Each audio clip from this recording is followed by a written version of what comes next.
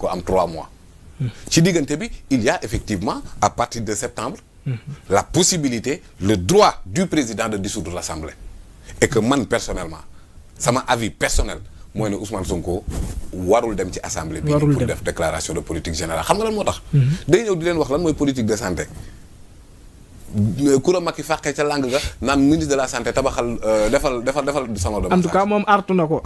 ça veut dire que ne moom parewul pour def un débat d'idées. parewul maanaam li nga xamante ne tey jii nii moo faussé le jeu politique depuis 2021. ci loolu la ñu bëgg a maintenir xam nga lan moo ko faussé. Ousmane Sonko candidat à la présidentielle de 2019 dafa ñëw teg benn livre ne sama gis-gis mi ngi nii sama vision mi ngi nii livre solution. dem ci élection yi andi programme ne tuddee ko jot na li ñëpp bokk ñëpp jot ci. avec des propositions claires. des orientations pertinentes. pour Sénégal décoller sur le plan économique. bi mu andee un débat technique imposé ko sur la place publique ñàkk lu ñu ko tontu. moom moo waral ñu dem di wëri ay complot politique. alors sur la base de ces complots politiques le débat public a été nauséabond. débat bi lan la woon da ngay gis ay magum jëmm ay muskalaf taxaw naan suy xaw ma lan jacuzzi maanaam wax yu ñàkk xorom ñàkk fayda yoo xamante ne foofu la ñu rabaissé woon le niveau du débat. parce que dañu ragaloon a dugg ci débat technique boobu noonu. donc loolu noonu ci loolu lañ nekk ba tey. alors donc tey ci le premier ministre Ousmane Sonko bu demee fële ca assemblée nationale loolu lañ koy tegalaat rek. loolu lañ koy nekk di ko waxaat rek ay woy Sweet Beauté fii ana Adji Sarr nangam assemblée bi ci boppam moo amul niveau wu askanu Sénégal fi mu toll ci maturité. donc assemblée bi amu ko. 14e législature bi kon déception nga ci am. trop total. y a de bons députés. mais l'écrasante majorité de l'Assemblée nationale saa waay amul ay vraiment ay naxasaxandang lañ ci waa ay député dëbb daaxee lañ yor foofu. alors léegi nag déclaration de politique générale au-delà de cette déclaration les partenaires internationaux les hommes d'affaires sénégalais ñi nga xamante ne ñooy investir parce que par exemple sur la question de l'emploi bu ñu naxante l'emploi c'est le secteur privé national comme international ñooñu loolu la ñuy déglu pour xam régime bi fan la jëm ñu orienter loolu seen i seen i investissement absolument donc kon benn opération bu sérieuse noonu muy déclaration de politique générale nga koy def ci assemblée bii nii nga xamante ne cette assemblée a été installée sous escorte de la gendarmerie n'oublions pas ça en lieu et place du débat d'idées on a eu des coups de poing man par exemple bu ñuy changer ay constitution man damay faral di défendre que ni la voie parlementaire moo ma gën a la voie référendaire parce que les référendats non seulement ça coûte cher mais oui ou non rek nga mën a wax or à l'Assemblée tu as des débats tey loolu moo gën a intéressant pour man la voie royale pour modifier des dispositions même constitutionnelles la voie parlementaire moo ma ëppal mais de quel parlement il va s'agir pas de ce parlement là. mais li ko waral lépp est-ce que nekkul li nga xam ne mooy mode de vote bi nga xam ne moom la ñuy falee suñu député yi parce que président wala boog chef de parti mooy jël rek dugal ku ko neex ci liste justement te loolu dafay am réforme en profondeur pour ñu am une assemblée de rupture une assemblée à la hauteur du peuple sénégalais. parce que Omar askanu Sénégal li premier ministre Ousmane Sonko waxoon dem ci beneen assemblée populaire di nga xam ne assemblée nationale bi wutul sori na torop le reflet du peuple sénégalais intelligentsia bu mature lañ am muy ku jàng école française muy ku jàng alxuraan muy ñi nga xamante ne dañoo jàng sur le tas l'université populaire Sénégalais ay borom xam-xam ñoo fi nekk cette assemblée là ne reflète pas notre identité donc lan lañ koy doyee dissoudre ko. alors am na ay risques c'est-à-dire le vote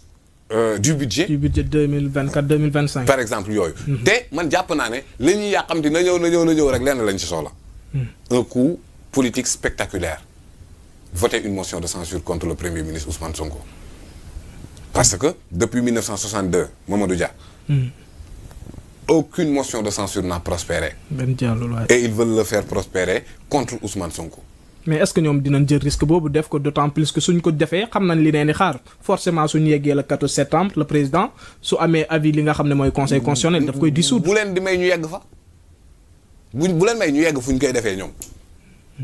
voilà il faut les écraser dissoudre dafa sedd quoi moo tax. ñu écraser leen quoi. parce que cette assemblée ban njëriñ la amal askan bi. assemblée bii moo fi doon reporter élection de. waaw moo ko fi njëkk a def de. waaw assemblée bii nii saa waay. ci pencoo gis naa moo fi di lever immunité parlementaire ay nit.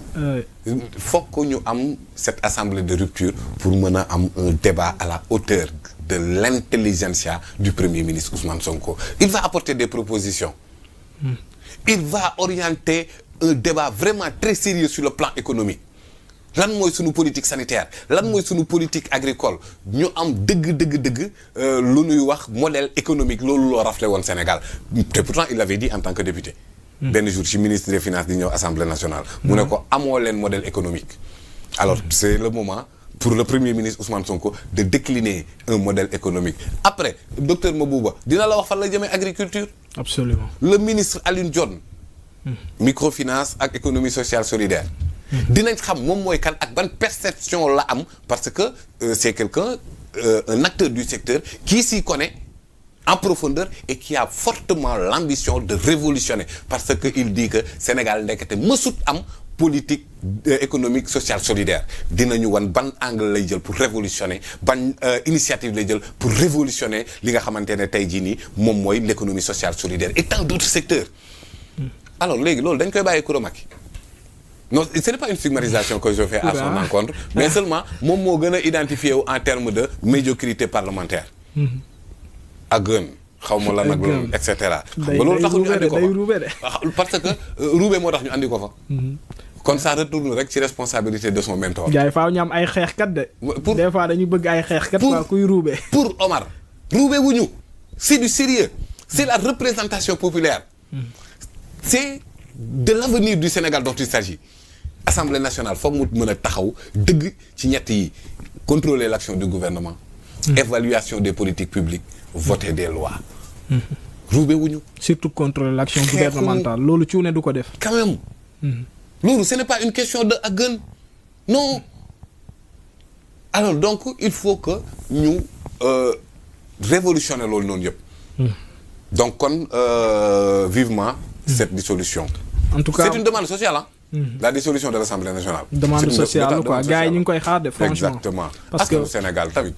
quand même xam nañ ne lii nii amalu leen benn njëriñ. amul benn impact ci seen vécu quotidien. non dafa reflété wul sax la réalité parce que ku gagné élection avec 54% ñëw nekk minoritaire Assemblée nationale pour nga doxal li nga xam ne mooy sa politique. parce que dina nekk lu nga xam ne lu jafe la. parce que boo demaatee ci élection législative yi. xoolal ban pourcentage la Benno Bokk Yaakaar am. ça tournait autour de 48 ou 49. Et la coalition en question s'est retrouvée majoritaire à l'Assemblée xam nga lu ko waral. le mode de scrutin. au niveau départemental c'est majoritaire da ngay lawee benn voix. ci Dakar benn voix nga rawee. raw gàddu kay la gars nga jël 7 députés. waaye là tu peux te retrouver à koo xamante ne dafa am minorité ci vote bi am majorité à l'Assemblée. c'est ça.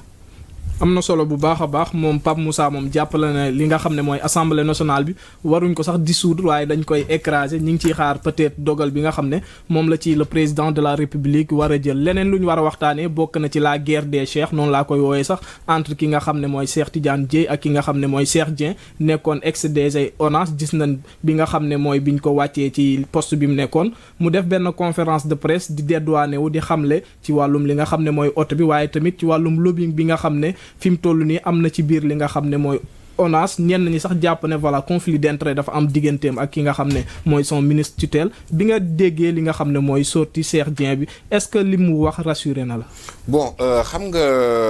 am na loo xamante ne c'est politique. man personnellement ça ne me concerne pas. bu amee ay querelle politique entre Cheikh Dieng ak Cheikh Tidiane Dièye man loolu ça ne me concerne pas maintenant dafa am loo xamante ne il faut que ñu joxe ci des orientations claires. wax nañu waxu oto bi. effectivement oto boobu noonu société buy collaborer ak ONAS. dans le cadre de PPP partenariat public-privé moo ko jox docteur Cheikh Dieng. ce que je reproche au docteur Cheikh Dieng. mooy. naka la war a mën a seetaane oto boobu nekk ci turam. ci turam. parce que jàpp naa ne oto buy nekk sa tur Omar. munul nekk sa tur te yëgoo ko.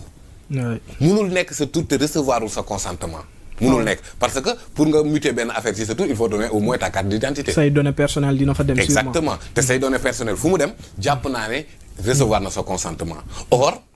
pour la petite histoire sommet wu OCI je sais pas 1992 à 93 le roi Fahd dafa joxoon Abdou Diouf chèque def ko ci turam ne ko pour nga tabax hôtel boo xamante ne dafay recevoir sommet wu OCI Abdou Diouf gis chèque bi mu ne lii warul nekk sama tur parce que man li ma nekk président de la République du Sénégal moo tax mais c'est au nom de l'État du Sénégal loolu moom moo tabax l'hôtel King Fahd Palace le roi Fahd boobu noonu may jox ko Abdou Diouf moom lañ ko tuddee loolu mooy grandeur de très bien donc kon le docteur Cheikh Dieng n'a pas d'excuse ci oto bi nekk ci turam mais au-delà de ça oto bi société bi ko jox moo jox toutes les directions yi nga xamante ne nekk na foofu noonu ca ONAS moom moo leen jox oto société boobu mu ngi tudd Synergie mooy moo tax des hommes yi nga xamante ne nekk nañ fa Fatou Mokhtar Fall Pedre Sy Kader Konaté Mamadou Lamine Traoré ak yeneen i directeur ñoo xamante ne tey jii ni ña nga foofu noonu mën nañoo éclairer Sénégalais yi sur beaucoup de choses maa ngi leen di interpeller ñi nga xamante ne tey jii ni Birane Dieye Mbaye Seck Ndoye Babacar Kane c'est-à-dire ay responsables syndicaux ñooñu ñëpp ñu ngi leen di interpeller ci lobbying bi nga xamante ne moom moo nekk ONAS beaucoup d'argent ci contribuable sénégalais bi di évaporer wu comme ça alors léegi nag ñi nga xamante ne tey jii nii même société boobu moo jox docteur Cheikh Dieng oto moo joxaat yeneen i oto foofu amul illégalité à part le fait que turam nekk ci oto bi amul illégalité je vous parle DG Sogip Damboj oto bi mu yor en tant que DG Souma moo ko jox foofu la fekk oto ba te fa la koy bàyyi di directeur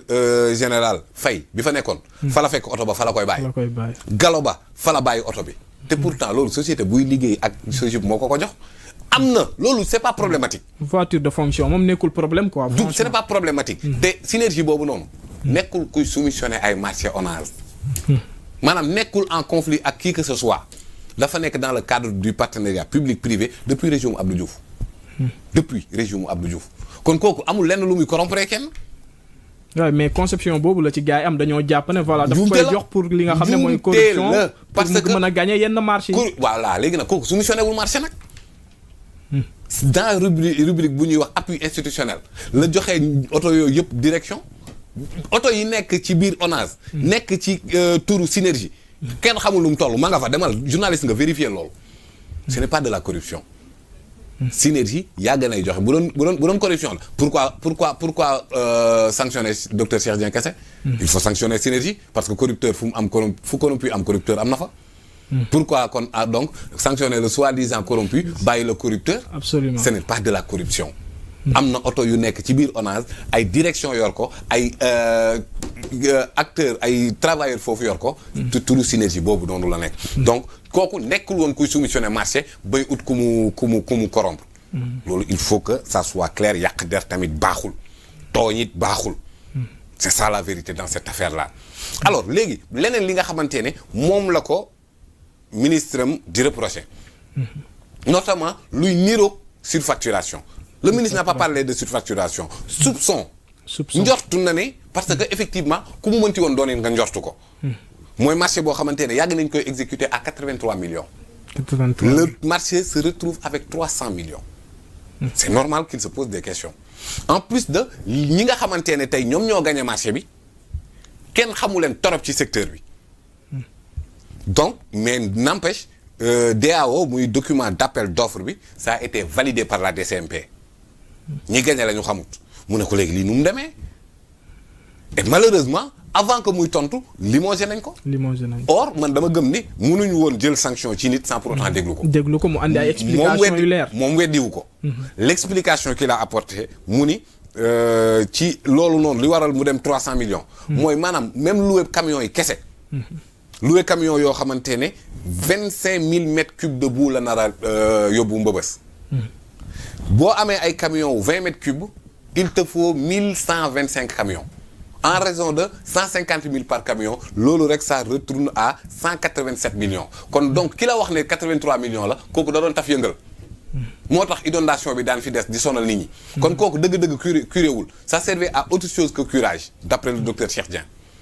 moo tax à chaque fois on retrouve les mêmes problèmes alors à cela s'ajoute yeneen kii ba mu mot 300 millions yooyu nag mu ne bu ñu ko defee mën nañ toog 3 ans du ñu curé waat parce que ce sera du bon travail léegi nag mu ne ko arrêteel passation yooyu noonu marché yooyu noonu dem naa ci DCMP mu jox ma autorisation de procéder à une entente directe boobu moom moo yóbbu société yooyu ngay dégg Delta ak Vicas ñoom ñaar yenn saa ñu coalisé tudd Delvic ñooñu yàgg nañuy gagné ay marché foofu noonu am nañ expérience ci doxalin bi xam nañ nu muy doxee